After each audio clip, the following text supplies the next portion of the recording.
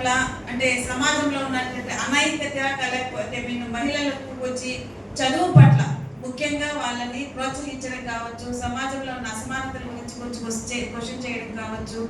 So ఎక్కువగా అంటే have ends have nots అంటాం. ఎవరైతే కొన్ని వనరులు అందుబాటులో లేకుండా కొన్ని నిశ్చితకు గురి అవుతున్నారు అలాంటి వాళ్ళ కోసం పోరాడి మనకు ఒక మంచి సంస్కర్తగా అంటే ఎప్పుడు కూడా సంఘ సంస్కర్త అంటే సమాజాన్ని మేల్కొల్పోయే వాళ్ళు అన్న ఆ భావంలో.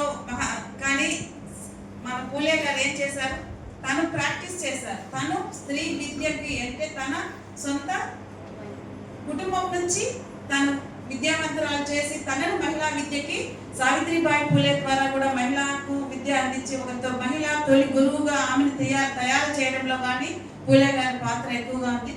నిజంగా అలాంటి వ్యక్తి గురించి మనం ఈరోజు ఇక్కడ కార్యక్రమం చేసుకోవడం అనేది నిజమైన నివాళి అని అనిపించుకోవాలి. అంటే మనందరం కూడా అతని యొక్క ఆదర్శాలకు అనుగుణంగా మనం కూడా సమాజంలో కొంచెం మార్పు తీసుకొచ్చేదానికి పునాది వేసుకొని అలాంటి ఆలోచన కలిగి ఉండి మహిళా విద్య కావచ్చు, సమాజంలో వివక్షత ఏదైనా ఉంటే అలాంటి వాటి పట్ల మనం వచ్చి స్పందించి అలాంటి వాటిని అసమానతను తగ్గించుకుంటూ మన ప్రతి కృషి మనం చేయాలి అనేసి కోరుకుంటున్నాం. Thank you for giving this opportunity.